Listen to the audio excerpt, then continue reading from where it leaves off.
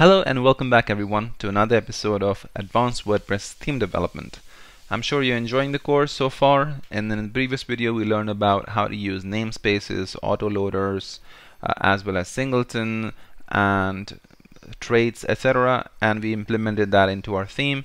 And in this video we're just going to go ahead and move our Enqueue style and Enqueue script into our actual theme class. So since now we're going to use the object-oriented programming and we've already got that set up, let's go ahead and use that from here on. Awesome. Okay, so this is our theme where we are going to be including everything in terms of styles and scripts, etc. Okay, so what we're going to do is basically go to our functions.php, and this is the add action that we are doing over here. Let's go ahead and create a function. Let's create a function called register styles and another one called register scripts. Register scripts. Okay, and then we have used the add action, so I'm just going to copy that. And remember we spoke about that we're going to keep our actions and filters into set hooks. In fact, setup hooks, not set hooks. Let's change it as setup hooks. And we are using a WP Enqueue script, and there we included our function. So in our case now our function name is register styles. And then in a class you already know about this, that if you want to include a function inside of this add action, you have to use the array method and then this and then comma the name of the function. Okay.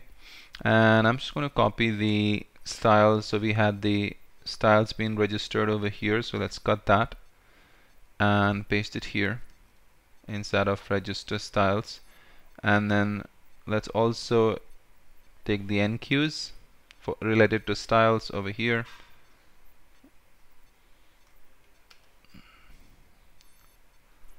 and let's put that here.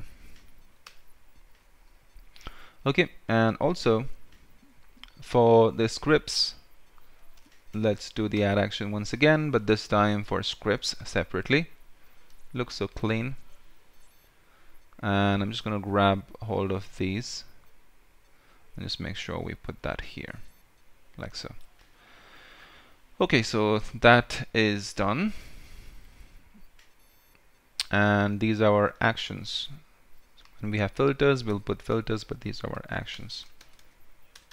I've already explained what actions are. You can watch my video on hooks to understand actions and filters better if you don't know about them already. Okay, great. So we've got this. Now this looks pretty untidy to include the get template directory URI, all of that every now and then. We discussed in the last tutorial that it's best to define constants for these things. So let's go ahead and do that. Let's define a constant. So we have already done that for the directory path. We also need to do that for the URI. So I will say that if not defined, this was Aquila directory path. This time it's going to be Aquila directory URI. And then I'm just going to use this, copy it and paste it here. Earlier we used get template directory. This is going to be get template directory URI. Okay, awesome. Now we can just use the directory URI instead.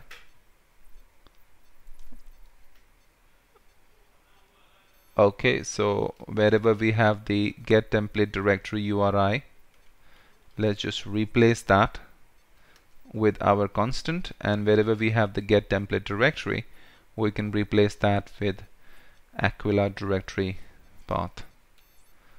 Another advantage of using constant is that if you want to change the path later on, let's say if you move things here and there, and then if you want to change the path, let's say that this had some other path attached to it,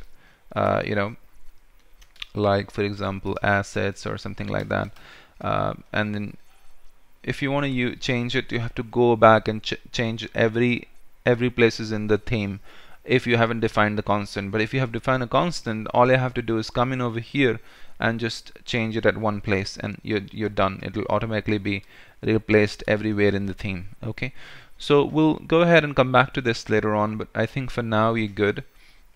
We already included our style. We'll just go back and check if everything is working as expected.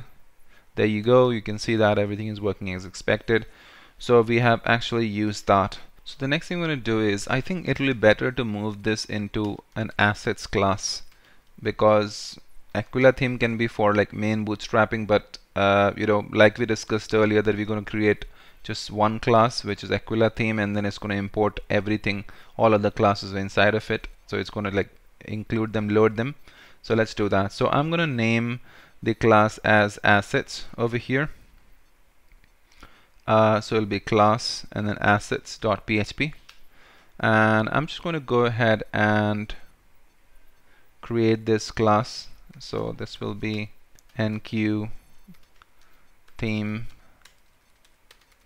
assets add package Aquila. Okay, and then we need to give it a namespace. So like you have seen in the other videos, we have given the namespace. And how it's working is basically when you're giving the namespace, you must be asking that how do I decide what namespace I should give. So there is a single namespace for the entire theme, which is Aquila theme, and then whichever folder you are inside of, you know, you can keep that as the namespace. So the root of this folder is the main folder where it's included is the includes, so we can just use that. So we'll say namespace Aquila theme and then \inc. That's it. So this is your namespace that you're going to use for the includes directory. And now we're going to go ahead and create a class, and let's name it as assets. And let's make sure we use singleton, so that this, we already discussed about singleton earlier, and we want to ensure that we use singleton so that if the class has already been instantiated once, it shouldn't be instantiated again.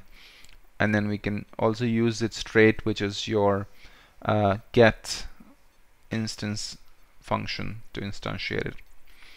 Okay, so we'll have a constructor method, and then let's have the setup hooks.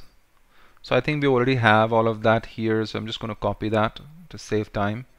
So we have construct, we have setup hooks, we have this, all of this. So I'm just going to copy it and paste it here, because it'd be better to keep our all of the Enqueue things in the assets itself. Okay, so you can always come back to it.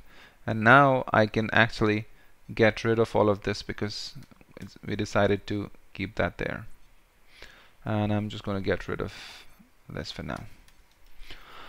Okay, awesome. Now the job is yet not done. I know that autoloaders are loading these classes, but only when they are instantiated. So we know that we have gone ahead and you know, created this class, but we haven't really used the get instance method to instantiate it so that autoloader can include it.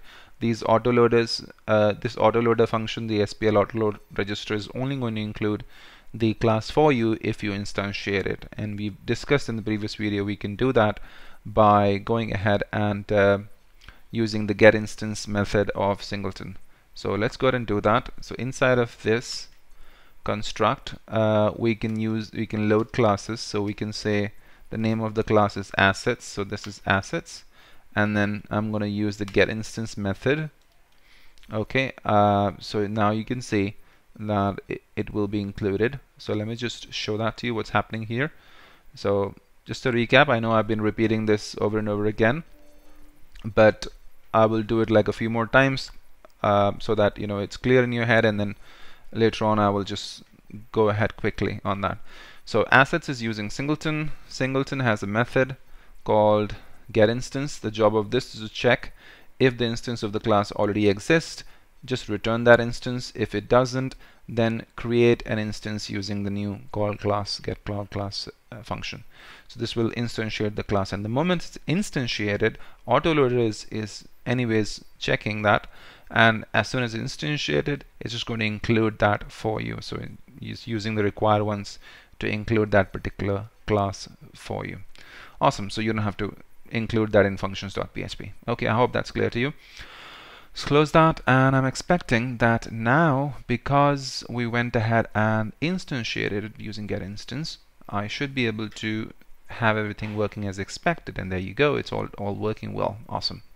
So now in the next video, what we're going to do is we're going to go ahead and use the after setup theme hook and set up all of the basic functionalities of the theme, and once that is done, we can move on to creating menus and stuff. Okay, I'll see you then in the next video. Thank you. Bye bye.